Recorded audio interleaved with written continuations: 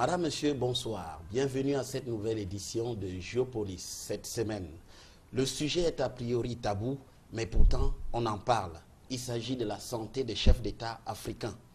Et ces jours-ci, le magazine panafricain Jeune Afrique a remis le couvert en consacrant sa une à la santé des chefs d'État africains. Nous en parlerons dans cette édition avec nos invités. Sur un tout autre plan, la crise anglophone a pris un nouveau tour ces jours-ci. Les missions gouvernementales envoyées à l'étranger ont tourné court avec des scènes de violence où les emblèmes de la République ont été détruits. Vers quoi s'achemine-t-on dans cette crise?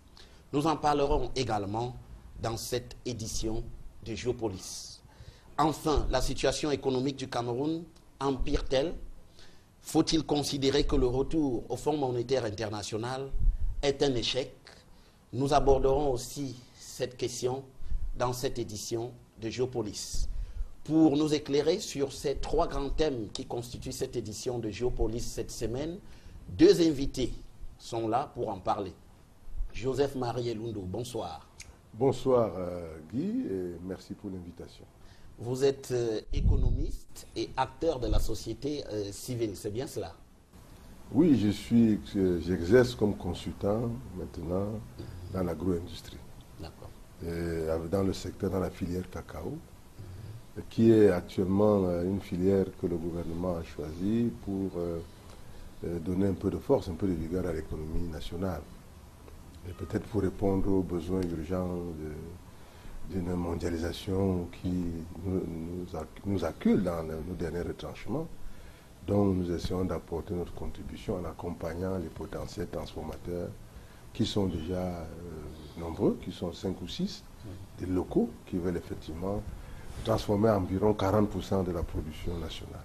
Faire quoi? Du chocolat, des choses comme ça? Ça consiste dans un premier temps à faire de la matière des produits semi-finis. Il y a un chocolatier qui est là, que l'on connaît, ce n'est pas le lieu de le citer, mais il y en a qui vont faire essentiellement dans les produits semi-finis, notamment la pâte de cacao, la liqueur de cacao, la poudre de cacao, le beurre de cacao.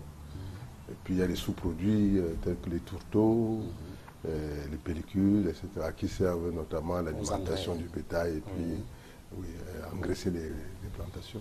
Avec vous ce soir, le docteur Jean-Paul Ayina. Bonsoir, docteur Jean-Paul Ayina. Oui, bonsoir Guy. Vous êtes ministre plénipotentiaire, vous êtes enseignant à l'Institut des relations internationales du Cameroun et consultant international. C'est bien cela? Oui, c'est bien cela. Et donc, j'en profite pour vous poser la question.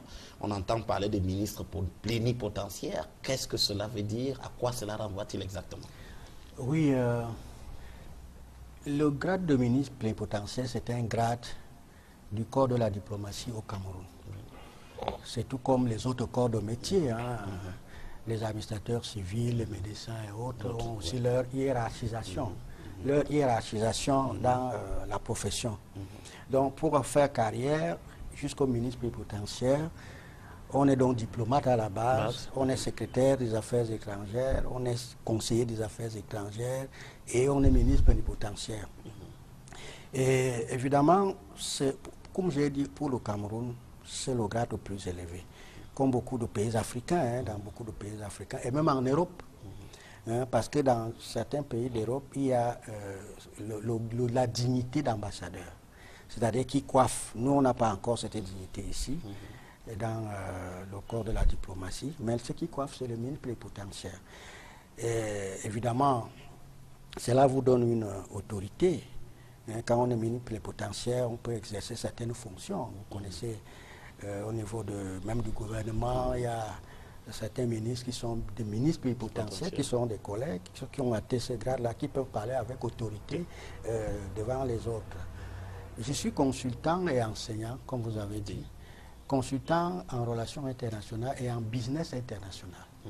Le business international, ça veut dire quoi? C'est-à-dire qu'aujourd'hui, c'est M. Marie Elundo, Joseph Marie, qui a dit qu'on est dans la mondialisation. Et le Cameroun est encore un pays vierge en termes de contrats, en termes de négociation d'affaires. Hein, parce que maintenant, on négocie avec le FMI, on négocie avec des partenaires. Et il faut même maintenant essayer d'accompagner certains partenaires en matière de business international, c'est-à-dire des opérations d'investissement, des opérations de commerce international, des opérations de négociation d'affaires, etc. etc.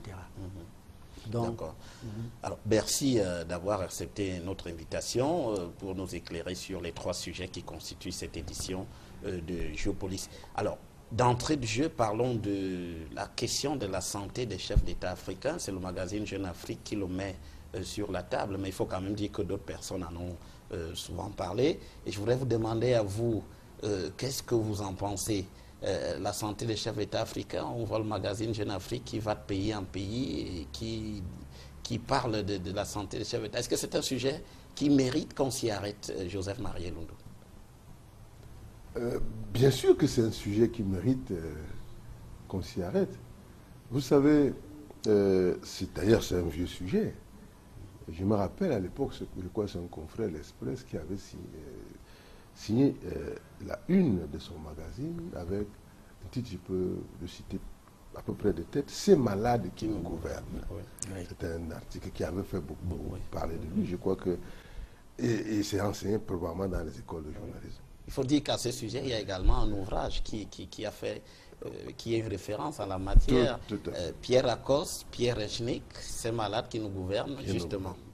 Alors, la question que vous posez est fondamentale parce que nous nous rappelons qu'un de nos confrères, il faut dire également ici que j'exerce comme journaliste, c'est Pius Niawe, je crois qu'il avait passé quelques jours à New Bello ou à Kondengui, je ne me rappelle plus. En 97. En 97. Oui. Cela concernait un article sur la santé du chef d'État camerounais. Parce qu'au cours d'un match de football, je me souviens bien, il y avait eu quelque chose, voilà, une finale, la Coupe du Cameroun. On a dit que le président avait eu un malaise pendant la mi-temps. Cela lui a valu quelques jours de prison, peut-être même quelques mois. Quelques mois d'ailleurs. Donc, forcément, lorsqu'on a ce genre de réaction de la part des gouvernants, parce que ceux qui mettent en prison, c'est le gouvernant qui met en prison cet impertinent qui s'est attaqué, qui a osé parler de la santé du chef de l'État. Cela effectivement a donné lieu à l'époque, à beaucoup de commentaires, de discussions. Est-ce que la santé d'un chef d'État, est-ce une affaire privée ou alors la santé appartient-elle au peuple qui lui donne un mandat de le gouverner? Et on est quand même obligé de dire que nous devons nous rassurer. Je crois que nous devons nous rassurer de la santé de ceux qui nous gouvernent. Parce que nous leur donnons toute notre confiance. Nous disons, prends notre sécurité, prends notre santé, prends notre alimentation, prends notre logement, prends notre vie, en fait. Et il faut bien que tu nous gères en toute assurance. Mais si vous avez un chauffeur, par exemple, d'une voiture, vous vous rendez compte que le chauffeur dort, par exemple, vous ne pouvez pas rester indifférent. Parce que ce chauffeur vous a mené dans le mur. Et je crois que c'est une question qu'il faut adresser avec simplicité.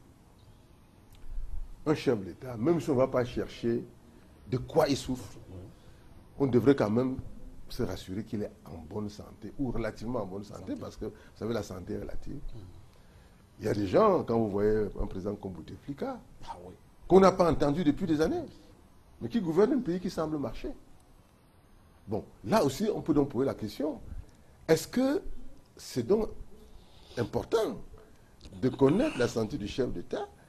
Est-ce que c'est le chef d'État qui est important, ou alors le système gouvernant dans son ensemble? Qu'est-ce qui est important? Si on regarde un cas comme celui de Bouteflika, qui a gagné une élection présidentielle sur la chaise roulante, et on n'a pas entendu Bouteflika devant un meeting ou quoi que ce soit. Et ça, il faut dire que l'Afrique, quand même, a des spécimens et une certaine spécialité en cette matière. Donc, je crois que pour un premier jet, moi, je pense que la question de la santé du chef d'État n'est pas une question privée. Même si, en mettant un bémol, qu'on n'est pas là pour aller véritablement connaître de quoi il souffre, parce que de toute façon, chaque individu a son jardin secret. Donc, il a une maladie, on peut dire. Il n'est pas en bonne santé, ou il est en bonne santé. Mais ça importe pour le peuple, pour le citoyen que je suis, de savoir que mon chef d'État est en moyenne ou en mauvaise santé. Alors, docteur Jean-Paul Ayina, la question, vous la connaissez certainement, vous qui avez exercé pendant longtemps comme diplomate. Il faut en parler, c'est une question importante, la question de la santé des chefs d'État qui nous intéresse. Mais, oui, il y a un auteur qui a dit, pour grands que soient les rois, ils sont ce que nous sommes. Les chefs de l'État sont des hommes comme nous. Ils tombent malades, ils meurent même.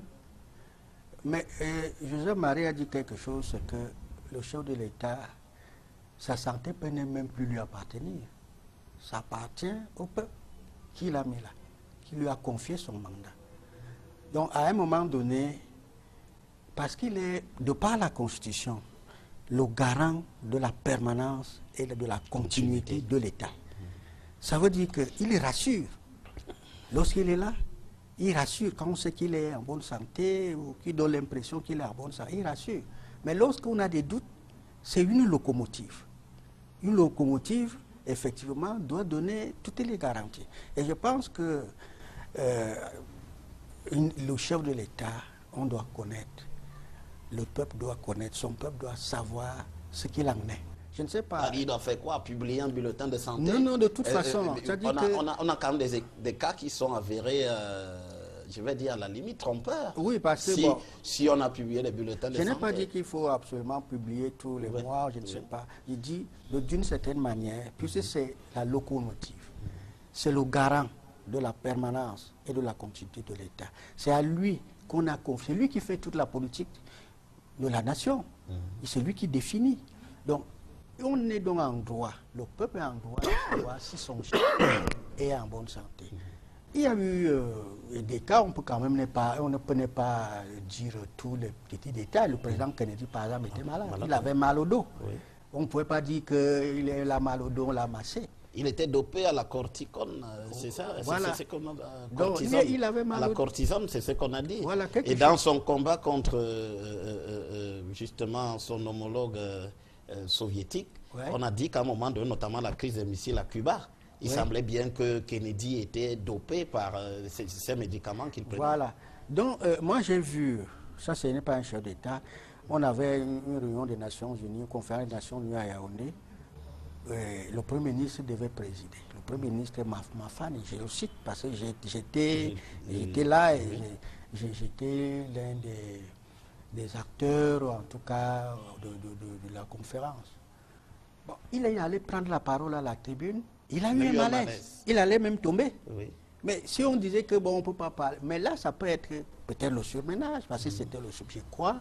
Hein, on a retiré à côté et puis il s'est reposé. Peut-être que le surménage, le chef de l'État peut avoir le surménage. Il peut avoir, le chef de l'État est même allé en Guinée à un moment donné, il a eu un malaise là-bas. Donc c'est un homme comme nous, pour peu que grands les rois, ils sont ce que nous sommes. Donc il ne faut pas donner l'impression que quand on est déjà là-bas, on n'est plus un homme. On est un homme.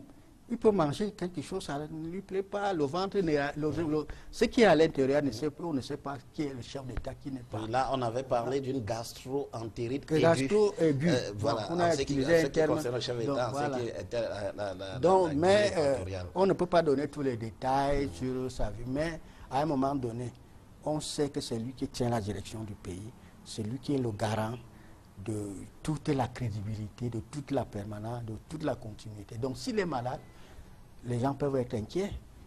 Ceci est d'ailleurs, si je peux prendre la parole, ceci est d'ailleurs important parce que la santé du chef de l'État, d'un chef de l'État, n'intéresse pas que son peuple. Le cas de Mitterrand, je crois que c'est Mitterrand ou Pompidou, un des deux. Mitterrand, c'est lui qui était malade. Pompidou également. L'espionnage international s'intéresse à la santé des chefs d'État des autres pays. Précisément, c'est des espions américains qui étaient allés prélever l'urine, soit de Mitterrand, soit de Pompidou. Et ils ont ils ont découvert qu'il y avait l'albumine et tout ça, et qu'il avait un début de cancer. De cancer de la prostate. Et effectivement, si cela également rendrait dans une question de géopolitique et même de géostratégie. Oui. C'est-à-dire qu'on peut même anticiper sur son départ. Donc, en termes de négociation, on peut faire tenir une négociation, sachant, avec les scientifiques et la projection, la prospective médicale, qu'il ne va pas tenir pendant tant d'années. Donc, et à ce niveau, la santé du chef d'État prend donc un caractère stratégique. Et ne peut donc plus être simplement exposé de manière détaillée. Parce qu'effectivement, ça devient également en même temps un outil dangereux pour le pays lui-même. De connaître dans les détails de quoi un chef d'État souffre. Donc, c'est pour dire que c'est quand même un sujet assez complexe qui nécessite d'être analysé avec beaucoup de circonspection. Parce que c'est facile de dire, bon, c'est un homme public, donc il est... Bon, non. On doit connaître, si notre chef d'État est malade, comme cela est arrivé en Guinée, de toute façon, ça inquiète tout le monde. On dit, mais c'est pas possible, qu'est-ce que ça va donner? Vous vous rappelez d'un événement, lorsqu'on dit le chef d'État est mort. En 2004. Vous vous rappelez? C'est une catastrophe. Oh, donc, pour les populations, c'est quelque chose d'extraordinaire de suivre la santé du chef d'État. Il y a des émotions extrêmement fortes que cela suscite dans les populations. Cela peut faire basculer, cela peut faire changer même la donne économique. Cela peut faire chuter le coût de la monnaie, etc. Cela a une influence extrêmement forte sur l'ensemble de l'environnement et de la société. Mais alors, est-ce que l'exemple, est-ce que... Oui, non, je voulais aller dans son sens, parce qu'il a parlé de stratégie. Oui.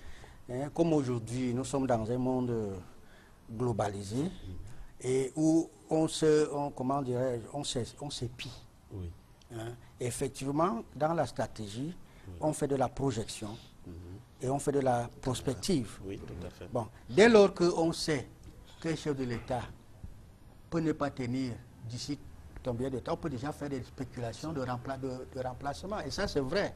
C'est pour cela qu'on ne peut pas exposer à tout bout de champ, mais on ne peut pas aussi tout cacher. Oui, on a d'ailleurs dit à ce sujet que, par exemple, dans la négociation après la Deuxième Guerre mondiale, Franklin Delano Roosevelt était apparu très fatigué face à Staline, puisque les déplacements à Yalta et tout étaient très longs pour lui, ce qui a pu donner l'impression que Staline avait emporté sur un certain nombre de points importants. Oui, c'est-à-dire en négociation, c'est important, parce que vous devez connaître votre vis-à-vis.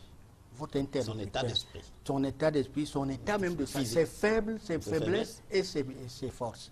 Donc si vous savez que déjà, il peut ne pas tenir en négociation parce qu'il prend les médicaments et tout ça, ça peut aussi vous donner un ascendant sur lui. Donc c'est stratégique ce qu'il dit. Mais il ne faut pas aussi tout cacher. Parce que comme je l'ai dit, pour grand que soient les rois, ils sont ce que nous sommes. Et dans ce cas, la formule de Mitterrand, par exemple, en 81, comment vous la trouvez? Il arrive à l'Élysée et c'est justement dans cette période de 1981 qu'on lui annonce également qu'il a un cancer de la prostate. Et il dit à son médecin, on va donner des bulletins de santé, on va les rendre régulièrement, mais sauf que ces bulletins de santé, ils sont faux. Ils sont faux. Et ils occultent la maladie de François Mitterrand. Est-ce que c'est une bonne démarche à votre sens?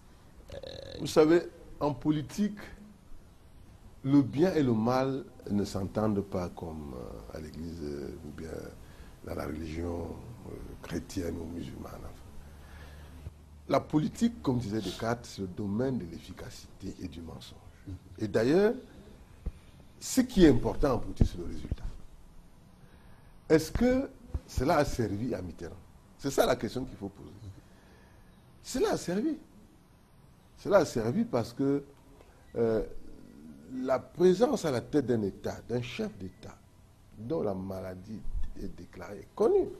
Prenez l'exemple c'est Yar'Adua. Omarou Yar'Adua, Nigérien. Vous avez bien vu tous les problèmes qui se sont posés du fait de sa santé fragile. Et Yar'Adua, quand il prend le pouvoir, il sait qu'il est malade. Donc, je pense qu'ici, Mitterrand, conscient du fait qu'il est malade, conscient également du fait que son bulletin de santé est important pour la marche de son pays, était un peu devant une sorte de dilemme. Entre un homme qui s'est battu pendant plus de 4 décennies pour être chef d'État, et qui portait les espérances et les espoirs d'un parti socialiste qui justement était en quête du pouvoir depuis des décennies, était-ce vraiment le moment? Y avait-il une possibilité de substituer Mitterrand à un autre socialiste? Ce n'était pas possible, parce que de toute façon, si Mitterrand était incapable de gouverner, le modèle constitutionnel ne dit pas que c'est le socialiste qui revient. Bon. Donc, il était donc là face à un dilemme. Maintenant, Mitterrand a tenu le coup. C'est quand même Mitterrand qui lance la balle dans tout ce que nous vivons aujourd'hui. 91, oui, 90. C'est quand même Mitterrand. C'est quand même Mitterrand que les Français, jusqu'à présent, considèrent l'un de leurs plus grands chefs d'État.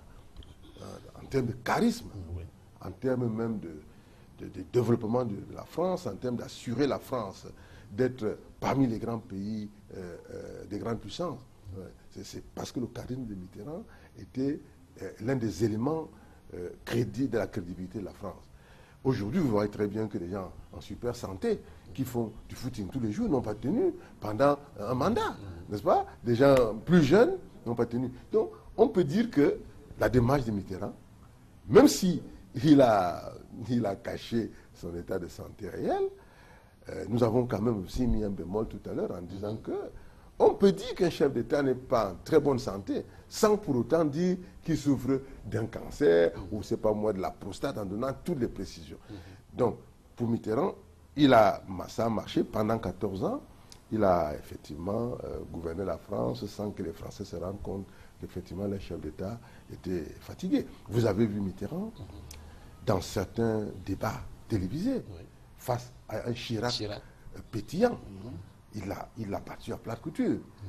Il était malade, en principe, mais il avait réussi à doper son mental pour effectivement faire face à la maladie. Et vous savez également que la question de la maladie, si on en parle 2 minutes, ça dépend de comment vous la gérez. Vous savez que moi, il y a des gens qui ne se couchent pas quand ils n'ont pas lu. Quand ils n'ont pas lu, c'est là qu'il va faire du footing. Mais il y en a, quand ils n'ont pas lu, ils restent couchés. Donc la question de la maladie même, en tant que telle, ce n'est pas elle qui fait problème. C'est comment impacte-t-elle sur le physique de l'homme, sur son mental, sur sa capacité. Les gens des gens qui font certains arts comme le yoga, qui font les méditations, les concentrations, ont une capacité mentale qui leur permet de surpasser leur mal. Et bon, les passionnés aussi. Mitterrand était un passionné de la politique. Donc, vous comprenez qu'il se retrouvait donc effectivement dans une posture. On l'a d'ailleurs bien vu, puisque aussitôt parti de l'Élysée, on a bien vu que la déchéance a été très très rapide. Jusqu'à ce jour. Absolument. Le Parti socialiste est pratiquement disloqué.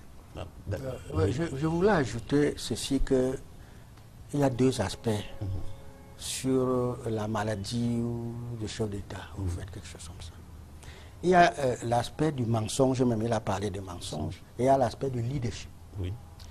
En politique, comme en diplomatie, il faut savoir mentir. Il faut savoir mentir pour atteindre un objectif. C'est pour cela que parfois on dit, en diplomatie, on dit, bon, quelqu'un vous dit ne me fait pas la diplomatie. Ça ne veut pas dire que c'est seulement le jeu. C'est que on sait dire la vérité. Parfois on dit, il faut parler franc, c'est-à-dire on dit les vérités crues à son partenaire vis-à-vis, mais on sait aussi mentir pour atteindre un objectif. Et dans ce cas de Mitterrand-là, il savait qu'il était malade, mais il a menti. Par exemple, les bulletins mentaient. Mais pour atteindre un objectif noble, qui était une vision qu'il fallait accomplir. Donc, et avec cela, j'enchaîne sur le leadership. C'est-à-dire que lorsque un dirigeant a le sens du leadership, c'est-à-dire que comment il fait en sorte que tous ceux qui sont avec lui soient galvanisés, le peuple même galvanisé, et qu'il ait une aura au niveau national et international. Ça peut faire que cet état d'esprit vienne même surplomber, n'est-ce pas, la maladie. Voilà. Donc il y a le sens du leadership que l'on a qui joue sur la maladie et sur n'est-ce pas, l'état de santé et le sens du mensonge qu'il faut savoir mentir pour atteindre un objectif. Alors, est-ce que dans le cas des chefs d'État africains, il y a quand même un phénomène qu'on a observé, c'est que les chefs d'État africains ne se soignent pas dans leur pays. C'est pas la conséquence de ce qu'ils veulent absolument ne pas laisser la possibilité qu'on sache exactement, qu'on sache qu'ils peuvent être eux aussi sujets à des difficultés sur le plan justement sanitaire. On a vu donc que la plupart des chefs d'État s'en vont à l'étranger. Pour quelle raison? Pour se faire soigner. Je pense qu'il y a plusieurs axes qu'on peut prendre pour essayer d'apporter une réponse à votre préoccupation. Vous savez, nous avons un problème de capacité. Vous savez, nos chefs d'État ne font pas confiance à leur système de santé.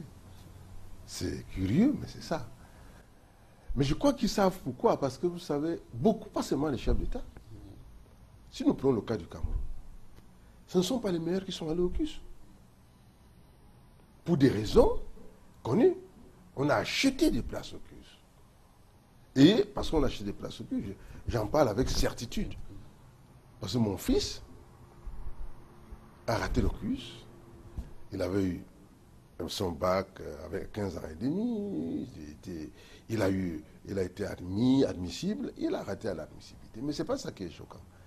Ce qui est choquant, c'est qu'il y a 22 messieurs et dames qui n'avaient même pas composé, qui avaient été recrutés au CUS.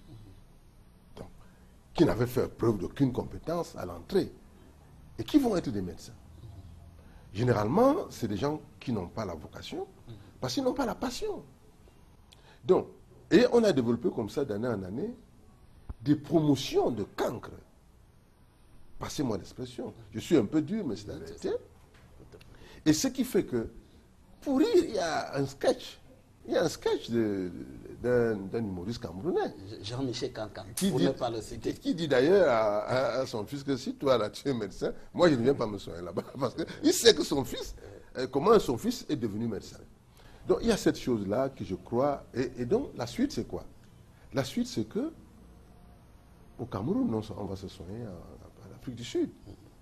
Parce que l'Afrique du Sud est un pays qui a développé des plateaux techniques et qui a pris au sérieux son système de santé au niveau de la recherche. Vous savez, on fait des greffes de tout genre là-bas. Il y a effectivement, et puis à cause d'une politique d'ouverture, il y a beaucoup de médecins israéliens et tout ça, des gens d'un monde scientifique qui se retrouvent là-bas. Dans la plupart de nos pays, regardez, je ne vais pas citer, il ne faut pas que je tombe dans l'incident diplomatique. La plupart, vraiment, les plateaux techniques sont extrêmement pauvres. Les spécialistes sont rares. Vous savez, chez nous, même les spécialistes, si vous vous amusez à faire une grève, on vous envoie à Saint-Malomo. Vous êtes spécialiste des nerfs, vous vous retrouvez là-bas sans plateau technique, sans équipement. Il y a donc les aspects politiques qui font que nos médecins s'en vont dans les pays et ils vont faire valoir leurs compétences là-bas. Ceux qui en ont travaillent au Canada, aux États-Unis, en France, en Allemagne. Ils sont nombreux dans le monde. Donc, il y a un problème de politique de santé qui est parfaitement maîtrisé par les chefs d'État. Sinon, ils n'iraient pas ailleurs. Ils ont peur d'en être victimes. D'en être victimes. Donc, ils n'iraient pas ailleurs. L'autre chose, bien entendu. D'en être victimes. Donc, ils n'iraient pas ailleurs. L'autre chose, bien entendu, c'est que, vous savez, quand un chef d'État est malade, moi je pense également que si le président de la République se retrouvait à l'hôpital général, moi je crois qu'il y aura deux effets. Le premier, c'est que l'hôpital général deviendra sérieux. Si les médecins savent que monsieur le chef d'État se soigne ici, les médecins deviendront sérieux. Les médecins s'arrangeront pour qu'il y ait de grandes conventions avec des spécialistes dans le monde. Peut-être même des jets privés, des coopérations avec les grandes assurances internationales et réassurances. Pour que, si le chef est malade, qu'on déplace rapidement des experts qui viennent appuyer les experts locaux et tout. Et cela ferait un transfert de technologie intense dans le pays. Et je pense que nos chefs d'État doivent aller dans ce sens. Et qu'ils sachent que leur présence. Parce que, vous savez, ce qui est extraordinaire avec nos chefs d'État, justement, c'est que c'est des chefs qui ont tout. Ils ont tous les pouvoirs. Ils ne les exercent pas assez. Ils n'exercent leur pouvoir que sur l'argent, pour le gaspiller, pour aller le donner ailleurs, pour aller payer des centaines de millions dans les hôpitaux étrangers. Et ces centaines de millions peuvent acheter plusieurs plateaux techniques. Je pense qu'il est important que cette analyse fine soit faite au niveau des chefs d'État.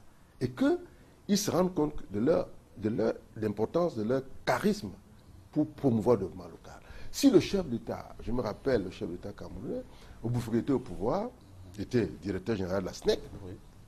Il y a eu au niveau de l'intendance un problème d'eau. On a dit que c'est dans 2 mois qu'on aura de l'eau. Le chef d'État a donné 1 semaine. Oui, tout à fait. Il a dit, dans 1 semaine, je veux qu'il y ait de l'eau là. On a importé des techniciens pour qu'il y ait de l'eau à Yaoundé. Donc, c'est des gens qui n'exercent pas suffisamment leur pouvoir au profit des populations, au profit de leur pays. Ils exercent les pouvoirs, effectivement. Le jet est payé par nous, les hôpitaux sont payés par nous, tout est payé par nous. Et il y a donc là, à mon avis, quelque chose à corriger. C'est que, j'ai fini par là, nos chefs d'État n'ont pas développé suffisamment de plateaux techniques chez nous, n'ont pas mis l'accent sur le caractère pointu du métier de médecin, la gestion même du personnel médical. Vous les voyez, les militaires sont bien payés, les magistrats sont bien payés, mais les infirmiers, autres sont pratiquement abandonnés à eux-mêmes. Ça crée dans les hôpitaux énormément de corruption, ça crée dans les hôpitaux un laisser-aller extraordinaire, et finalement, ça se répercute sur la santé des ménages, sur les populations, sur les coûts de santé, et sur les coûts même sur l'économie. Donc, évidemment, il s'ensuit quoi? Beaucoup de décès. Vous avez vu le nombre de morgues qui se sont développées dans notre pays en quelques temps, n'est-ce pas? C'est devenu même un business. Donc, je pense que c'est une question à adresser avec beaucoup d'intelligence pour que, effectivement, et que les chefs d'État sachent que le leadership dont on parlait tout à l'heure, M. Ayina, est également requis dans ce secteur pour lui donner une certaine force, une certaine efficacité. Alors, oui, je voudrais ajouter qu'effectivement, il y a même un problème de self-reliance, c'est-à-dire compter sur soi et l'autosuffisance. Bon, on parlait de l'émergence.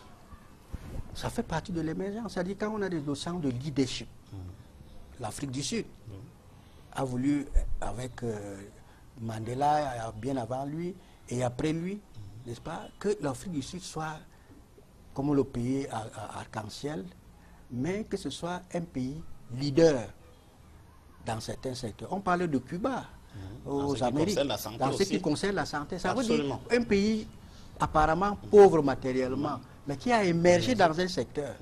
Donc je crois que c'est une certaine vision que l'on peut, quand on a une vision du pays, on se dit, voici ce que je veux pour le pays. Et on a le sens de self-reliance, c'est-à-dire qu'on compte sur soi.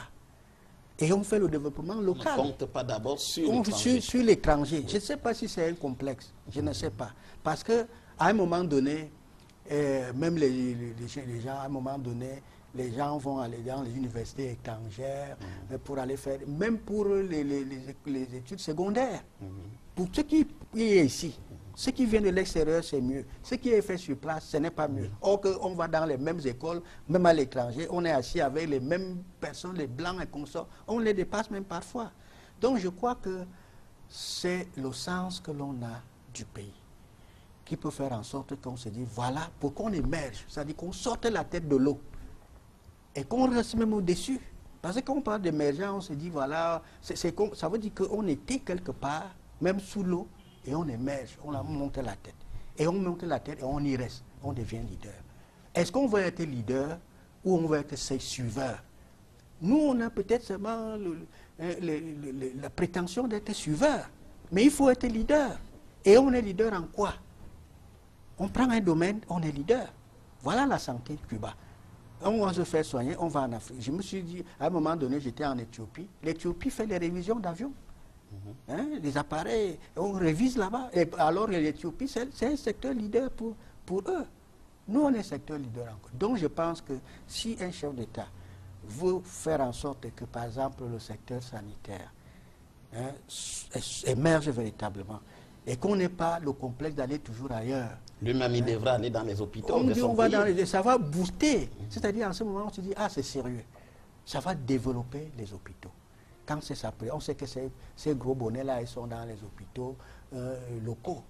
Ça va booster. Et on va chercher maintenant à améliorer la qualité des médecins. Au lieu de prendre des gens parce qu'on est fils de tel, fils de l'autre, cousin de l'autre, je ne sais pas, qu'on voit que une capacité. Par exemple, il y a dans les filières scientifiques, on ne s'amuse pas, même dans les filières internationales aujourd'hui. On ne va pas prendre n'importe quel interlocuteur. Donc, on se dit ici, quelqu'un a les capacités parce que c'est la vie des citoyens, c'est la vie des gens. On ne peut pas s'amuser et il faut qu'on soit leader dans ce domaine et on s'applique et on cherche les meilleures opportunités pour faire que ça marche.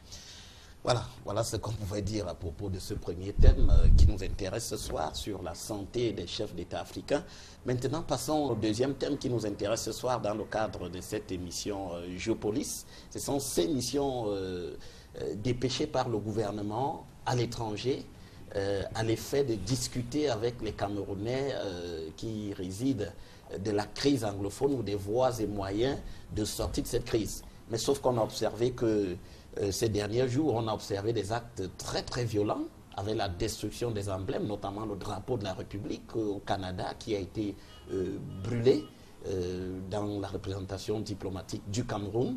Et du coup, on se pose la question de savoir si la crise n'est-elle pas en train de se durcir, comme certains journaux ont pu s'interroger cette semaine, Joseph Marie Elundou. Bien, cette question est fondamentale aujourd'hui parce que elle relève désormais d'une question d'État. Vous savez, quand on parle de la question anglophone, moi je n'aime pas parler de la question anglophone. Je parle de la question des Camerounais d'expression anglaise. Parce que je le dis et on n'a pas le droit d'être complaisant aujourd'hui. Et ça, je m'adresse aux hommes politiques. Il ne faut pas faire dans le populisme dans cette question. Il faut être des hommes d'État. Il faut regarder qu'est-ce qui est important pour le pays aujourd'hui. Il faut condamner sans réserve les actes de violence contre nos emblèmes, contre nos ambassades, contre nos écoles. Il faut condamner cela. Bon, je n'ai pas accusé quelqu'un, mais ceux qui se livrent à cet exercice, il faut condamner d'abord. Et ça doit être un chorus. Il ne faut pas nuancer. Et j'observe que beaucoup d'hommes politiques veulent faire plaisir à des gens, je ne sais pas à qui. Et nous avons beaucoup de problèmes au pays aujourd'hui. Il faut expliquer aux Camerounais. Parce que, vous savez, je vais être simplement simpliste. Il y a un phénomène qui s'appelle Facebook. Bon, j'entends beaucoup de choses. On dit non, il faut fermer Facebook, il ne faut pas fermer. Le vrai problème de Facebook, c'est que c'est devenu un média. Tout à fait. Un média social. Et là, on peut s'en passer. Oui. Et c'est un média. Oui, tout à fait. C'est devenu un média. Mais le drame de ces médias, c'est qu'il est tenu par monsieur tout le monde. Parce que ici, lorsque nous allons sortir de ce studio, monsieur Zogo, vous allez prendre sur vous la responsabilité de diffuser cette émission et vous allez la diffuser en âme et conscience que c'est un bon produit qui respecte les codes de l'information. Mais quand vous vous retrouvez dans un milieu du tout venant, un véritable capharnaüm, cette affaire de Facebook, où tout le monde y arrive et dit ce qu'il veut, comme il veut, quand il veut. Mais le drame, c'est qu'effectivement, ça impacte sur le fonctionnement de l'État, le fonctionnement de la société. Il y a donc aujourd'hui au Cameroun un braquage communautariste. C'est-à-dire nous allons de manière progressive vers un tribalisme, un communautarisme institutionnalisé. Lorsque vous prenez position comme je le fais, on dit c'est parce qu'il est bêtise. Mais je dis que nous avons défendu le Cameroun avant qu'un seul Camerounais d'expression anglaise ne s'exprime sur les problèmes du Cameroun. Nous avons dénoncé, vous êtes témoin, au Cameroun, mais on a été très dur avec le régime Biya. Je ne sais pas si les gens ont été aussi durs que nous avec ce régime. D'ailleurs, nous en avons payé quelques frais. Mais aujourd'hui, tout visionnaire doit regarder le Cameroun dans un axe où l'analyse stratégique et géopolitique occupe une place fondamentale.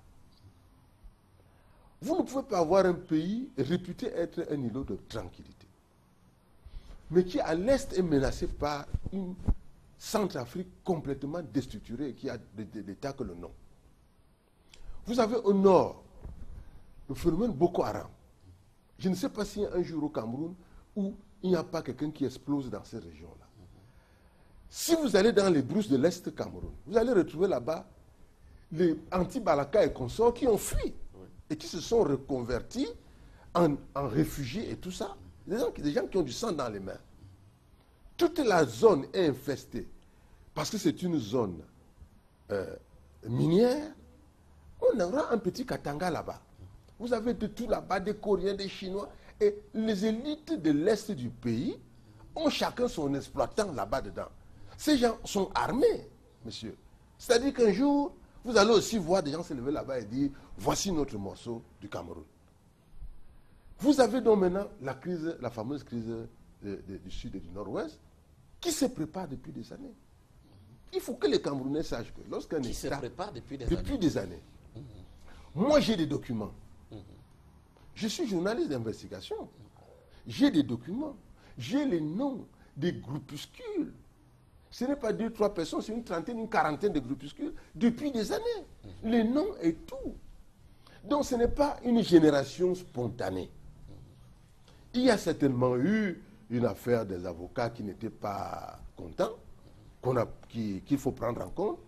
Mais la dérive que cela a créée est une dérive, c'est exactement comme vous avez vu la grève des taxis, a débouché en 2008 sur une affaire où effectivement on nous a parlé d'apprentis sorciers, où Yaoundé avait pris feu, et où les taximans avaient même disparu. On se retrouve avec de nouveaux acteurs sur la place. Donc aujourd'hui, la question c'est ça. Est-ce que les gens savent qu'un État a des moyens d'information qu'ils n'ont pas? Mais alors, est-ce que cela voudrait dire que la crise est en train de se durcir? La crise est en train de se durcir et malheureusement, l'État du Cameroun accuse beaucoup de faiblesses en matière de négociation. Oui. Moi, j'ai des amis dans le sud et nord-ouest qui m'ont appelé, des gens de cette région qui habitent là-bas, qui m'ont dit, est-ce que vous n'avez pas des gens crédibles qui peuvent venir parler ici? Est-ce qu'il n'y a pas des gens crédibles là-bas? Qu'est-ce que vous allez chercher en Belgique et tout? Vous avez fini de régler le problème localement? Donc les missions d'étrangers n'étaient pas opportunes. C'est n'importe quoi. Il n'y avait pas de... C'est n'importe quoi. C'est des missions, encore une fois, de la bureaucratie qui pompent les budgets de l'État. C'est de ça qu'il s'agit. La crise est ici. Il faut que le chef d'État camerounais prenne cette affaire en main. Qu'il cesse d'aller proclamer qu'il va prendre en main la canne. Qu'il proclame que je vais prendre l'affaire du Nord du Sud pour régionaliser le Cameroun. Qu'il y ait des présidents de région et qu'effectivement on déplace les budgets vers les régions et que les gens gèrent les budgets en fonction des régions. La constitution du pays est très claire sur la question.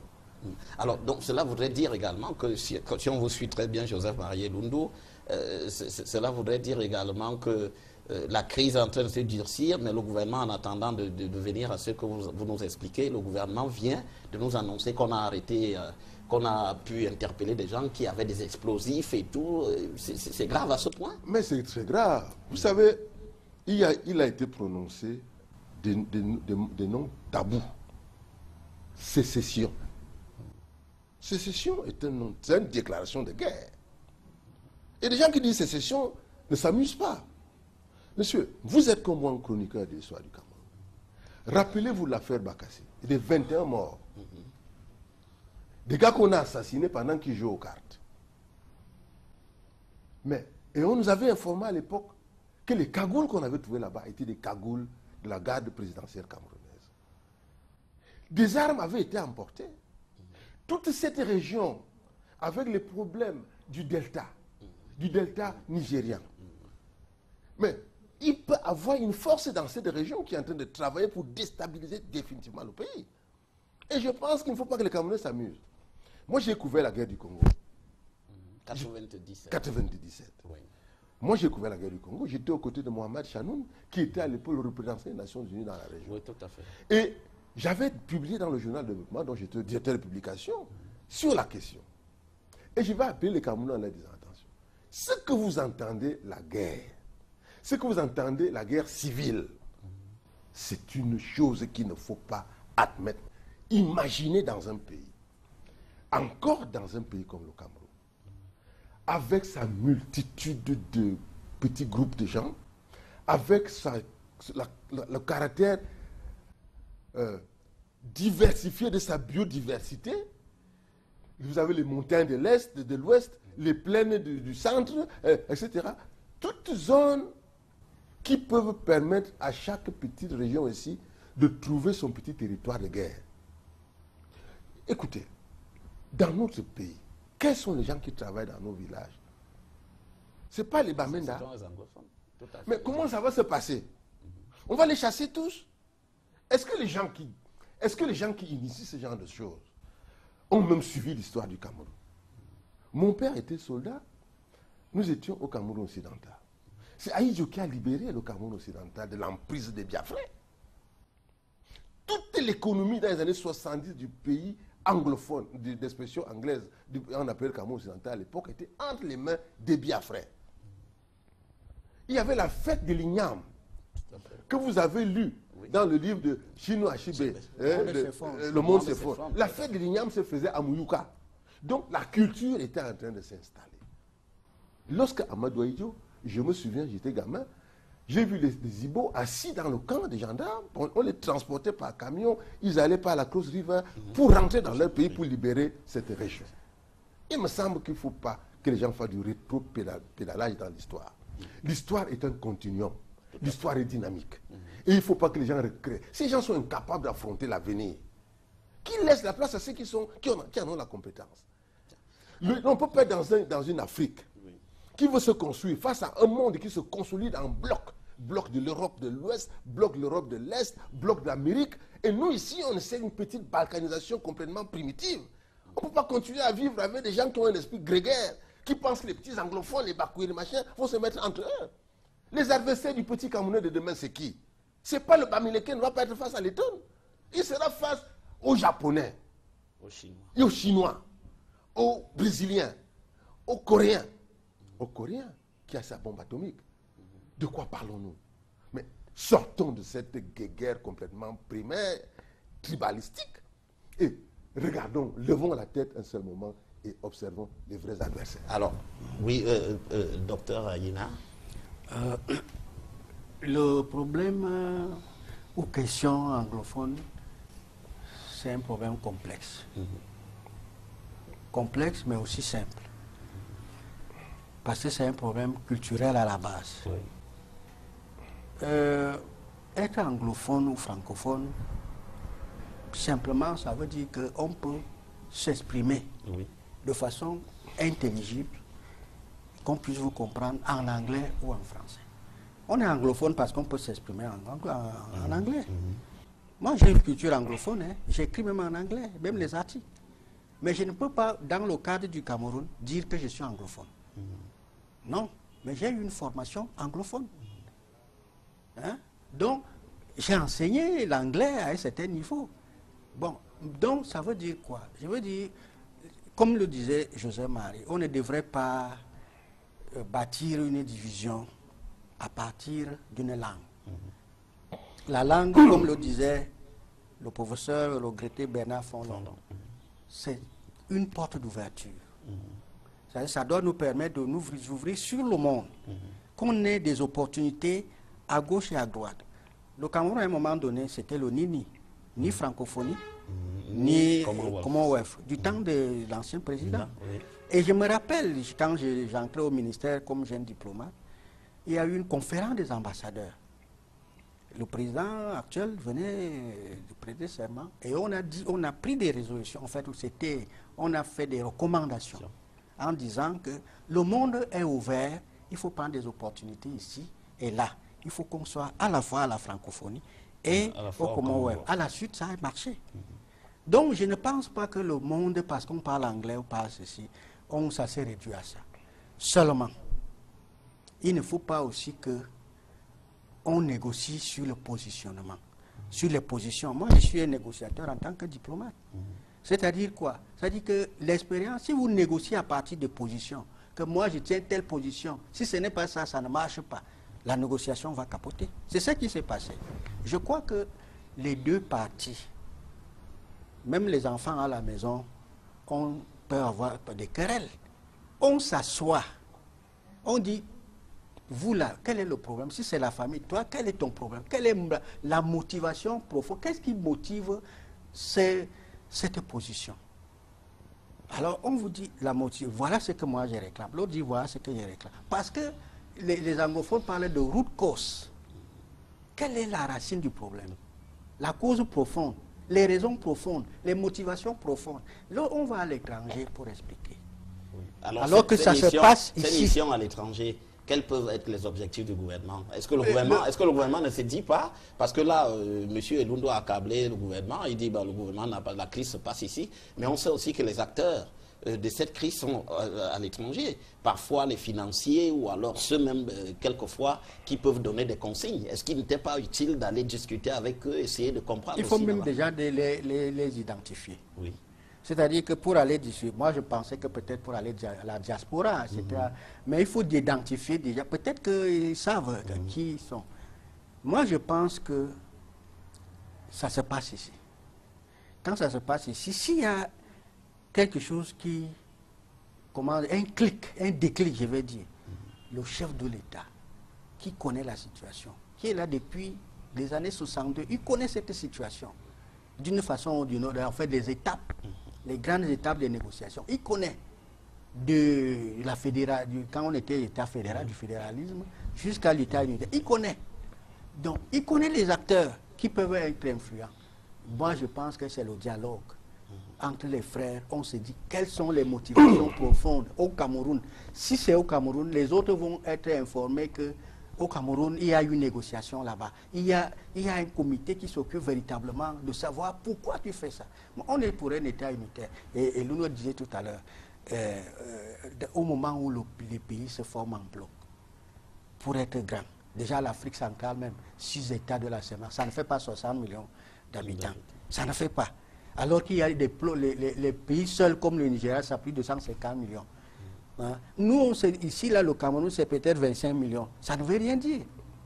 Quand on va vers les grands marchés, et on se dit que, et ça, on ne peut même pas attirer les investisseurs maintenant. On a beau aller par-ci, par-là. Lorsqu'on sait qu'il y a des anglophones, en fait, une partie du Cameroun n'est pas à l'aise. Ou alors, ça ne va pas. Au nord, avec Boko Haram, au niveau de l'Est et tout ça, Centrafrique avec les frontières. Donc, même les investisseurs dans cette insécurité, on ne peut vraiment les attirer. Donc, je pense que c'est au niveau local que le président de la République lui-même fasse un déclic, qu'il prenne le taureau par les cornes, qu'il convoque une réunion où, en fait, ceux qui sont là, qu'on peut identifier, qui peuvent parler à leur nom, et ceux qui... On n'est pas pour que on se divise. La sécession n'a pas de place. Mais qu'on essaie de trouver une formule qui, n'est-ce pas, arrange les deux parties. Donc, les initiatives prises jusqu'ici ne vous paraissent pas suffisantes. C'est-à-dire que mise sur pied de la commission pour la promotion du bilinguisme et du multiculturalisme, création d'une section anglophone à la Cour suprême ainsi qu'à l'ENAM, c'est quoi? C'est cosmétique encore? Non, mais puisque ça ne marche, puisque ça veut dire qu'il y a un problème de fond. Vous comprenez? Les Camerounais n'ont pas attendu une commission du, je ne sais pas, bilinguisme. Moi, je suis bilingue. J'écris en anglais. Mais mes enfants vont, les petits des enfants maintenant les anglophones vont beaucoup plus chez les francophones et vice-versa. On n'a pas attendu ça. Ce que le Cameroun est profondément, que le Camerounais croit au Cameroun, véritablement. Donc, les mesures que le gouvernement a prises, c'est de bonnes mesures. C'est-à-dire créer une section de comment l'ordre. C'est bien. Seulement, si ça persiste, ça veut dire qu'il y a une insatisfaction quelque part. Et il faut qu'on s'asseye pour essayer de planifier, d'essayer d'aplanir ces incompréhensions. Parce que c'est le dialogue. Sans dialogue, vous ne pouvez rien. Sans communication, sans qu'on vous dise quelles sont les motivations. Si c'est parce qu'ils se disent qu'ils sont, comment dirais-je, marginalisés, ils disent en quoi ils sont marginalisés. Et on essaie de voir. Ce n'est pas... bon, je dis, on ne peut pas négocier sur les positions. Que ce soit de l'autre côté, comme dit le gouvernement. Si on négocie sur les positions, ça ne marche pas. Il faut qu'on essaie de faire le diagnostic des motivations profondes et de travailler sur ces motivations. Oui, alors Joseph Marielundou. Bon, maintenant, nous sommes dans une situation de conjoncture difficile dans ce projet, dans cette affaire, dans cette crise. Il faut que les gens sachent que le gouvernement ne peut pas démilitariser.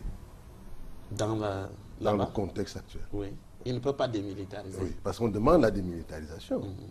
Ils ne peuvent pas. Mais il n'y a pas que ça, il y a des leaders anglophones en prison. Qu'est-ce qu'ils y font encore? On aurait pu les élargir aussi, quitte à les garder par exemple sous contrôle judiciaire. Alors la question, c'est celle-là. Mais cette question précisément nous échappe pour une raison simple. Nous n'avons pas le même niveau d'information que le gouvernement. Bon, mais vous dites qu'on ne peut pas démilitariser. Pourquoi le gouvernement ne peut pas démilitariser? Parce que nous avons atteint un stade où le niveau de suspicion d'une sécession a atteint l'optimum. Et en stratégie, aucun gouvernement ne peut, dans le temps actuel, retirer les forces. Le retrait des forces va être la résolution d'une négociation au sens où on l'aura orienté, mais de manière intelligente. Alors vous dites suspicion, mais bien il s'agit de suspicion. Assise sur quoi? Sur des informations crédibles? D'abord sur des déclarations de sécession, des actes de vandalisme, des comment vous appelez ça, des bombes, en fait, tout ce qui a été trouvé là. Ces actes, on envoie des gens pour négocier, bon, je ne sais pas trop quoi, la violence est extrêmement forte de l'autre côté. Un gouvernement ne peut qu'entretenir ces militaires-là.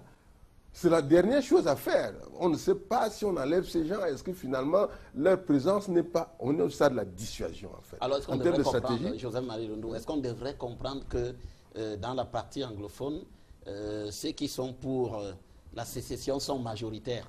Puisqu'il y a bien de Camerounais. Non, le problème, vous savez... Est-ce qu'ils sont majoritaires? Non, on n'est pas en démocratie, hein. La guerre est faite par quelques soldats, le peuple est couché quand la guerre se fait. La majorité de la population dort quand la guerre se fait. Ce n'est pas, ici, ce n'est pas, on ne sait même pas, mais on ne sait pas qui, effectivement, mais on voit des actes. On entend sécession, on entend fédéralisme. Ce qui n'est pas la même chose. Ce n'est pas la même chose, mais il y a amalgame. Dès qu'il y a amalgame, l'État prend ses mesures. C'est-à-dire, nous sommes là devant une situation où l'État prend des mesures parce qu'il n'a pas la maîtrise de la situation. Oui, mais je vais vous dire, moi, mon sentiment, c'est quoi? Ce qui se passe aujourd'hui, de l'état où on se trouve, on peut justifier les positions des gens. Parce qu'on a donc atteint ce qu'on redoutait tous un peu, la radicalisation. Mais ce qu'on avait prévu à l'époque, en 2006-2007, les patriarches Sokodjou, comment il appelait, Njoli Toumbe, Titi Nguel et tout, j'étais le secrétaire permanent d'un mouvement qui s'appelait le groupe des patriarches pour la réconciliation et la paix au Cameroun. Bien loin des événements d'aujourd'hui. Et on avait identifié une dizaine de problèmes qui poseront des problèmes au Cameroun dans les prochaines années. Et la question anglophone était en deuxième position. Nous sommes en 2006-2007. Nous écrivons au chef d'État. Et nous lui disons, il faut anticiper. À l'époque, le directeur de cabinet s'appelle Belleoken. Et c'est Titi Nguel qui est porteur de la lettre que les patriarches adressent au chef d'État en disant, nous voulons, nous, patriarches, qui n'avons aucune ambition, nous ne voulons pas d'ambition politique, nous ne voulons pas être ministres, nous ne voulons aucune nomination, nous voulons simplement vous aider avec les techniques traditionnelles de négociation à apaiser le Cameroun. Il y avait la question de la réconciliation des nationalistes, parce que tous les pros à Idjo sont contre les pros au Mniobé. Et c'est une situation qui dure plus de 50 ans. Donc, c'est un problème qui est là, il faut le résoudre. Deuxième problème, la question anglophone qui était posée par Njoli Toumbe, qui disait que Wistil Binjomba, on ne s'est jamais marié. Je suis allé aux Nations Unies, je n'ai pas vu l'acte de réunification formalisé, dans lequel on dit, comme nous nous mettons ensemble, j'ai droit à ceci, tu as droit à cela. Il dit, ce document n'existe pas aux Nations Unies. Est-ce que l'État fédéral, tel que conçu à l'époque, a été déclaré auprès des Nations Unies? Ça, je n'ai pas vérifié. C'est Njoli Toumbe qui est un des combattants du Bakuriland qui nous a donné. Et nous avons... Il y a la question du retour des restes d'Amadou Ahidjo, qui est pendant et qui aujourd'hui constitue dans la région du Nord, Cameroun, les trois régions, une question de conflit et de polémique et même polémos au sens de la guerre. Vous avez la question de, comment ça s'appelle, chez les Bamileke, il y a eu le génocide. Les Bamileke disent qu'on n'a jamais pleuré les morts. Et c'est une réalité dans le milieu Bamileke, qui ne s'exprime pas aujourd'hui, dans la génération d'aujourd'hui, forcément. Mais là-bas, vous savez qu'on a bombardé les gens, on n'a pas. Oui, tout à fait. Comprenez. Il y a un certain nombre de questions comme ça. La question des exécutions d'un Kolnguet. Oui. Okay? Après le putsch, est-ce qu'il y a eu une série de problèmes que les patriarches avaient identifiés à l'époque et qui avaient été adressés au chef d'État. Et je constate aujourd'hui que le problème qu'on avait mis en deuxième lieu vient d'éclater. Il vient d'éclater. Il y a la question de la crise économique. Et les autres vont aussi éclater. Les autres, ils vont aussi éclater. On peut, puisque nous on fait l'analyse prospective. La prospective est une simulation qui repose sur des éléments, des critères plus ou moins objectifs. C'est-à-dire que lorsque nous observons aujourd'hui, par exemple, la crise anglophone, pour nous, la crise anglophone naît avec la tripartite. En 91. Oui. Parce qu'effectivement, la tripartite donne des orientations qui sont d'abord bricolées. Au moment de faire la Constitution, on n'a pas reporté de manière systématique les résultats de la tripartite. Et ça, quand on le fait souvent, on bricole, on croit qu'on est intelligent, qu'on est agrégé de droit et qu'on est ceci. Mais on ne le fait pas pour les francophones. On ne le fait pas pour les anglophones.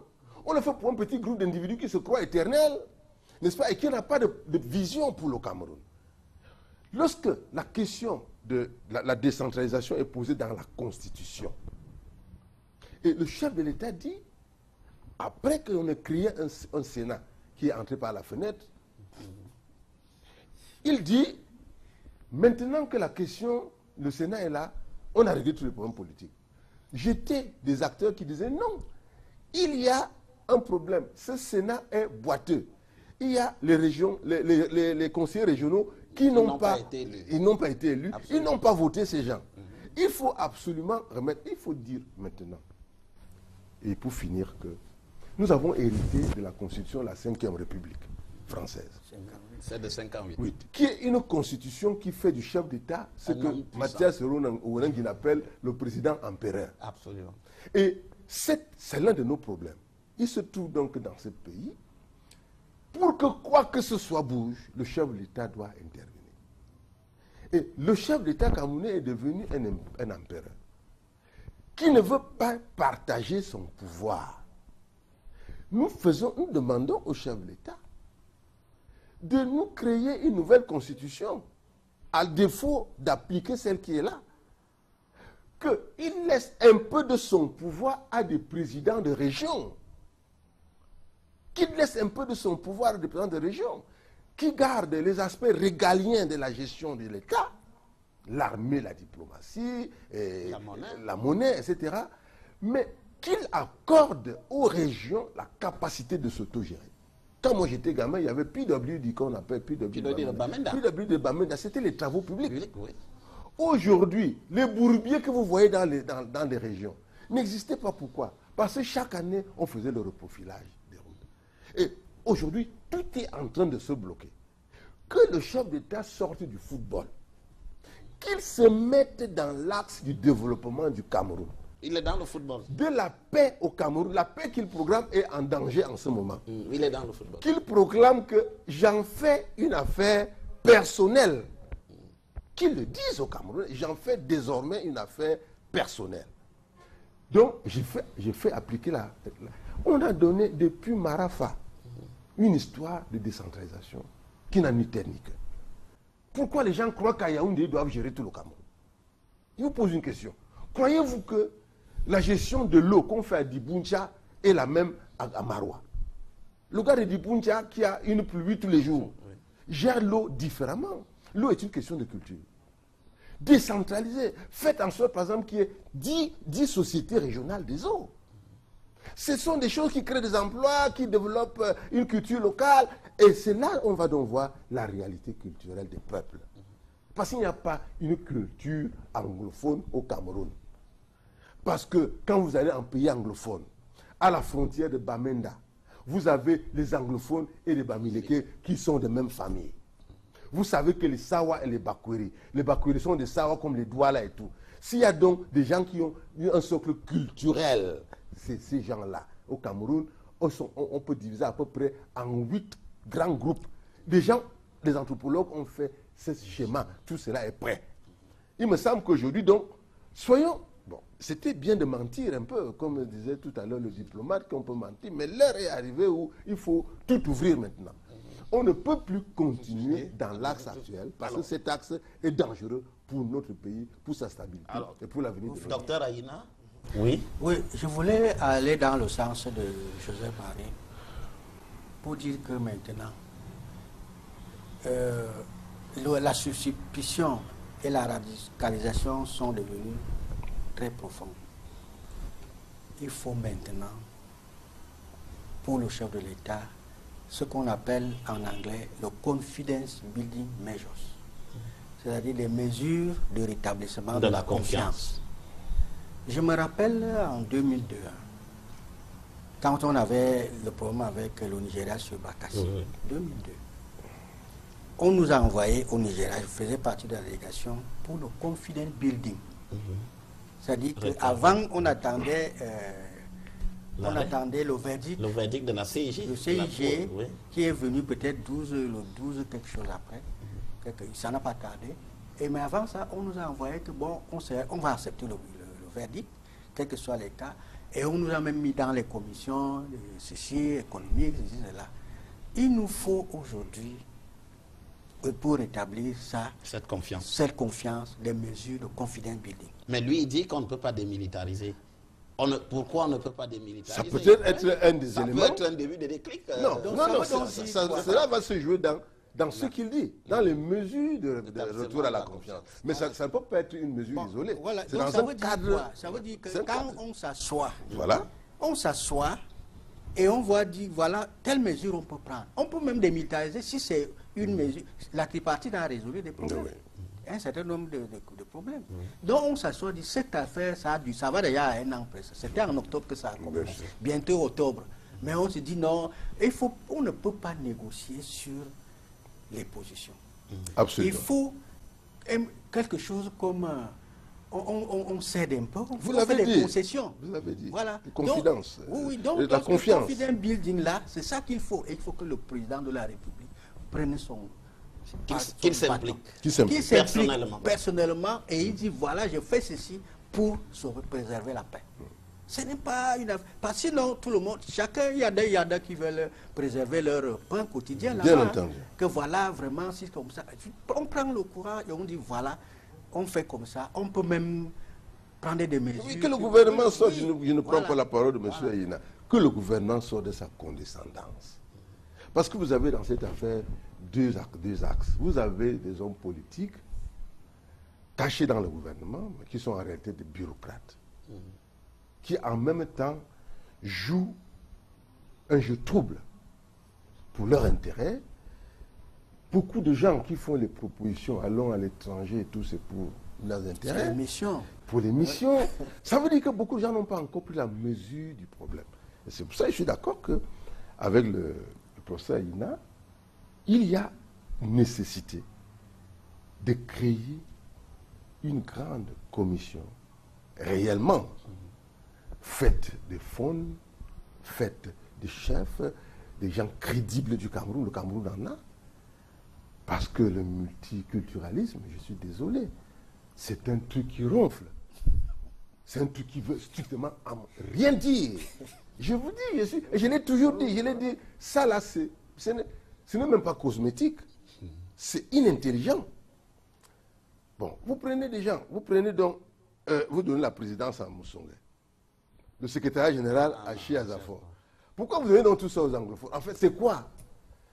Puisqu'on dit que c'est les anglophones, c'est les francophones, pourquoi on ne mélange pas là-dedans président? Bon, en fait, ça veut dire quoi? Ça veut dire qu'on bricole.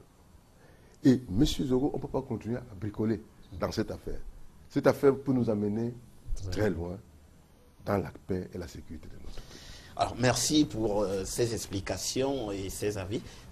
Un dernier mot, nous allons sortir par justement la question économique qui nous intéresse aussi dans ces débats. Le retour au FMI, mais la situation économique qui est aussi présentée comme difficile ces derniers temps. Moi, je peux parler un peu trivialement, comme on entend au quartier, il n'y a plus d'argent. Qu'est-ce qui se passe, docteur Aïna? Dit il n'y a plus d'argent, c'est dur. C'est la conjoncture. C'est la conjoncture qui est difficile et on dit les explications, c'est que les cours des prix, les cours de matières premières, notamment le pétrole, ont chuté de 140 dollars au baril il y a quelques années. Depuis 2014, c'est maintenant autour de 40, je ne sais pas. Et ça a donc tout chamboulé. Qu'est-ce que cela nous donne comme leçon? On a focalisé nos économies sur les produits primaires non transformés. Et on a focalisé notre économie pas sur un autre pilier autre que les produits primaires. On n'a pas prévu qu'on pouvait s'industrialiser. Donc aujourd'hui, on nous dit que voilà, les coûts de matières premières ont chuté et nous aussi nous chutons. C'est une caractéristique des pays, des économies dépendantes. Nous restons, comme dans les années indépendantes, dans les économies dépendantes. C'est-à-dire nous dépendons des économies et des caprices des autres pays, des marchés extérieurs. Donc, je pense que c'est un problème d'anticipation et d'organisation, de gouvernance économique.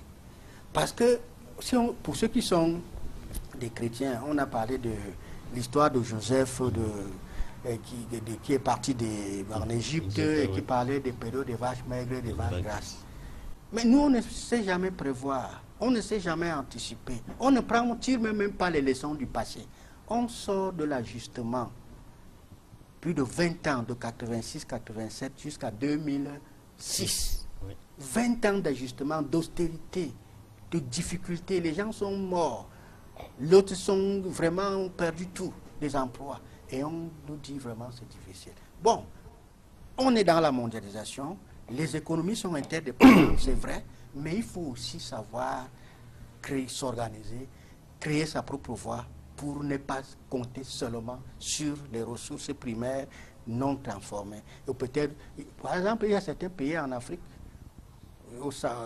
qui comptent seulement sur les pétroles. Et on dit qu'on a même diversifié. Nous, on nous dit qu'on a diversifié.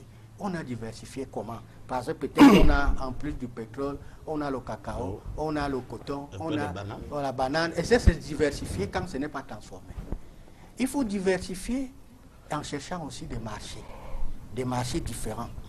Donc moi, je crois qu'on est resté à la locomotive, n'est-ce pas, de l'économie internationale. On est resté à la merci de ces économies-là. On n'a pas anticipé. On ne peut pas faire de l'économie sans industrialisation. Ce n'est que dernièrement, en 2016, qu'on nous dit qu'on a adopté un plan d'industrialisation. Le premier, depuis 1989, est tombé sous le boisseau. Donc je crois qu'il y a un problème de prévision, un problème de politique économique claire, un problème d'objectifs clairs et fixes, un problème d'organisation. Alors, Joseph Barrier-Lundu, il n'y a plus d'argent dans les caisses de l'État. On accuse aussi Boko Haram, il y a beaucoup de postes de dépenses. On dit Boko Haram, à gauche, à droite. Qu'est-ce qui se passe finalement? Est-ce que le FMI suffira à nous faire sortir de la mauvaise passe dans laquelle nous nous trouvons? Vous m'avez promis qu'on allait avoir un programme sur l'économie. J'espère que nous aurons ce programme-là pour qu'on parle véritablement de l'économie, parce que vous savez que l'économie a ceci de particulier que on nous l'a amené ici dans les papiers, et les gens récitent des choses, la loi de Keynes, Karl Marx, Ricardo, la loi Giffen, l'effet multiplicateur, ça fait des trucs comme ça. Et ils se contentent de ça dans les bureaux, ils font des visas sur les papiers. Et le drame, c'est que notre économie est pilotée par la bureaucratie. C'est notre problème. Les opérateurs économiques ont été mis à côté. On n'a pas d'économie, on a une économie administrée. On n'a pas une économie opérationnalisée. La preuve, une simple preuve. Comment pouvez-vous comprendre que tout un système, que le secteur privé camerounais, la dette intérieure du secteur privé camerounais soit restée gelée pendant je ne sais pas combien d'années? Mais est-ce qu'il y a une meilleure manière de tuer une affaire que de ne pas régler la créance d'une entreprise? Soyons simples. C'est-à-dire que demain, Motazé, Alamine, Ousmane May doivent se réunir avec la caisse autonome sur les 400 milliards qu'on prend au fond. Au lieu d'aller les mettre dans le football,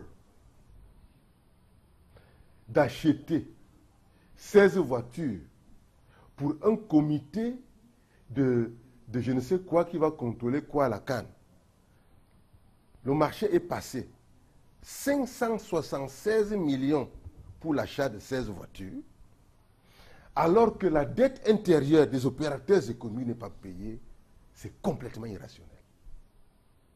C'est incroyable, ça n'a pas de sens. Et qu'en même temps, vous alliez devant le ministère, tous les ministères, mais je prends celui où je suis passé il n'y a pas longtemps, le ministère, devant le MINAT. Vous trouverez là une trentaine, une quarantaine de véhicules garés, parqués par des sous-préfets, préfets et tout ça qui venaient d'avoir de nouveaux véhicules et qui sont en train de pourrir. Mais pourquoi ne pas prendre 16 voitures là, on donne à ce comité, on donne ça à un mécanicien, il arrange ça, et puis les gens vont contrôler ce qu'ils ont à contrôler. Le pays est donc gouverné par une équipe qui n'a pas d'obligation de résultat. Une équipe qui n'est pas recrutée sur la base de la compétence. Une équipe, malheureusement, heureusement pour nous, qui donne tous les visas pour faire quoi que ce soit. Vous voulez implanter une usine, il faut avoir une autorisation d'implantation. Au MINIT, ça vous coûte 1 million, ça vous coûte beaucoup d'argent. Pour s'installer dans une zone franche, que l'État a créée depuis longtemps. On vous donne, il faut payer, rien que pour les études de faisabilité, vous êtes dans les 15 millions. Mais monsieur, entre-temps, le docteur Aïna l'a dit, nous sommes restés des économies, il a dit primaires, non, des économies primitives. Nous sommes à la chasse et à la cueillette. Il n'y a aucune industrie de pêche. On continue à pêcher au marigot ici, au lac central, où un gars qui a la ligne là pour aller nourrir sa famille. Un poisson qui est de très mauvaise qualité parce que le lac central est un lac pollué. Vous avez le manioc. Aujourd'hui, on le cultive où? Lorsque Boko Haram est arrivé, nous avons fait des propositions. Nous avons dit, quand ils nous ont sinistrés, la logique c'est quoi? Il faut développer des zones de développement pour ravitailler ça. Et au Cameroun, vous avez par exemple la zone de la vallée d'une thème que j'apprécie particulièrement, dans laquelle j'ai beaucoup travaillé. Et j'ai écrit que le thème est à la vallée ce que le Nil fut pour l'Égypte. Oui. C'est une zone extrêmement fertile. Les Gabonais et les Équatoriens sont à nourrir. Ils entrent, traversent cette zone fertile pour venir acheter des plantations à Yaoundé, dans la Léquier, par-ci. Mais où est l'organisation du territoire en matière d'économie? Il y a pourtant un ministère chargé de l'organisation du territoire. Je pense que ces BABA qui sont inscrits dans les déclinaisons des logos de nos ministères et qui parfois même sont instruits par les organigrammes, personne ne les lit. Conséquence, quand vous parlez d'argent, comment voulez-vous avoir de l'argent dans une économie qui importe tout? il y a M. Essomba, qui a crié dans tous les médias ici, et je le reprends. Vous ne pouvez pas avoir une économie où vous importez le cure-dent. Dans un pays où, quand vous partez de la gare de Yaoundé à la gare de Douala, toute cette zone-là, c'est le raffia, le bambou. Oui. Et on peut prendre ce bambou-là, on fait des milliers de cure-dents qu'on va expédier partout dans le monde. Vous ne pouvez pas avoir un pays qui tue son secteur textile. Nous avons du coton au nord Cameroun. Nous avons une usine de transformation. On pourra en avoir 10 pour transformer notre coton et mettre en place des grandes unités de production comme on le fait dans les pays d'Asie. En Asie, on produit massivement les habits. On met des chaînes de production. On nous arrête ces friperies qui entrent. Ces chaussures, nous avions une tannerie au nord et tout. Et maintenant, il a parlé de cette question du pétrole. Le certifié Amadou Ahidjo disait, ne vous fiez pas à la manne pétrolière. Les agrégés et tout ça sont venus. Ils se sont assis, ils sont tous obèses. Évidemment, quand on est obèse, on ne réfléchit pas beaucoup. Et ils ont oublié les fondements des pères fondateurs de l'État, même si on peut leur reprocher un certain nombre de choses, qui avaient des principes de gestion assis sur la prudence. L'une des prudences, c'est quoi? Ahidjo avait compris qu'il avait une niche importante dans le cacao. Et il avait donc créé l'ONCPB, qui était le bras séculier du financement de son économie, qui lui produisait la devise et qui lui permettait d'entretenir le verger national. Et le producteur, à l'époque, beaucoup d'entre nous avaient des parents producteurs qui les ont envoyés dans les écoles les plus huppées. Il me semble que vraiment, si ces papas, nos pères ont pu le faire, avec le bagage qu'ils avaient, je crois aujourd'hui, avec les instruments que nous avons, les grands diplômés, n'ont pas pu le faire. C'est un objet d'inquiétude. Nous allons finir. Docteur Aina, un mot avant que nous ne concluions cette émission. Oui, je pense, j'incline à penser et je pense que le problème de nos pays, c'est un problème d'organisation et de gouvernance. Parce qu'aujourd'hui, nous n'avons plus d'argent, comme on dit. Et Joseph Marie parlait de théories, mais il y a quand même certaines théories qui peuvent marcher et qui marchent. Par exemple, l'économiste Nicolas Cador avait parlé du carré magique de la croissance économique, de la politique économique. Et entre autres, il parlait de la croissance économique. Comment pérenniser ou rendre assez durable les sources de croissance. Parce que quand on parle de croissance ici, on ne nous dit pas quelles sont les sources durables de croissance. Ça va venir d'où? Ça vient d'où de façon pérenne? Bon. Et lorsqu'on a la croissance même, il faut s'occuper de l'emploi. Ça, c'était l'autre levier de Cador. Parce que la croissance n'est pas, n'est-ce pas, comment dirais-je, pour elle-même. Mais il faut qu'elle serve des objectifs. Pour l'emploi, pour réduire la pauvreté. Bon, une autre source même importante, et l'autre levier, c'est le commerce extérieur. Qu'est-ce qu'on vend? Il a parlé de cure-dents. Qu'est-ce qu'on vend à l'extérieur? Dans le cas de la balance commerciale. Parce qu'on a une balance de paiement déficitaire. Maintenant, et c'est là qui fait que le FMI, qui originellement est chargé de régler les problèmes chroniques de balance de paiement, revient. Et en même temps, on lui a adjoint un autre rôle, le rôle de prêteur. Donc, il y a l'inflation. Donc, je crois que c'est un problème de politique économique, de vision économique, de gouvernance économique et d'organisation. Parce que lorsqu'on s'organise, on se dit, voilà, il a parlé de cacao avant. Moi, j'ai fait des études de 3e cycle sur l'agriculture. On fait aujourd'hui comme si c'était une nouvelle trouvaille. Moi, j'ai fait le 3e cycle sur l'agriculture. Les agro-industries du Cameroun. J'ai été au nord, j'ai été en Banjok, j'étais partout. Ça, c'était au début des années 80. Donc, ce n'est pas, comme on dit, avant, l'agriculture était un pilier central. C'est-à-dire qu'on a dit, avant le pétrole, il y avait l'agriculture. Après le pétrole, il y aura l'agriculture. Il y avait même les révolutions vertes. Absolument. Vous voyez? Fameuse révolution verte. Voilà. Bon, aujourd'hui, on fait comme si on retrouve l'agriculture. On parle de je ne sais quelle génération. Alors qu'on ne sait pas comment est-ce que cette agriculture peut être une source pérenne de croissance. Donc, il faut quelque chose de solide, une meilleure organisation économique. Merci, docteur Jean-Paul Aïna. Merci, Joseph-Marie Elungo. Merci également pour l'invitation. Voilà, merci de nous avoir consacré votre temps ce soir pour parler de ces différents problèmes à partir de la santé, à savoir la santé des chefs d'État africains, la crise anglophone au Cameroun et même aussi la situation économique du Cameroun à l'heure actuelle.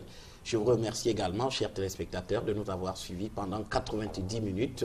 Je vous donne rendez-vous dimanche prochain lorsqu'il sera 20h30 pour une nouvelle édition de Géopolis. Pour le moment, ne zappez pas. Restez sur Equinox Télévision. À très bientôt.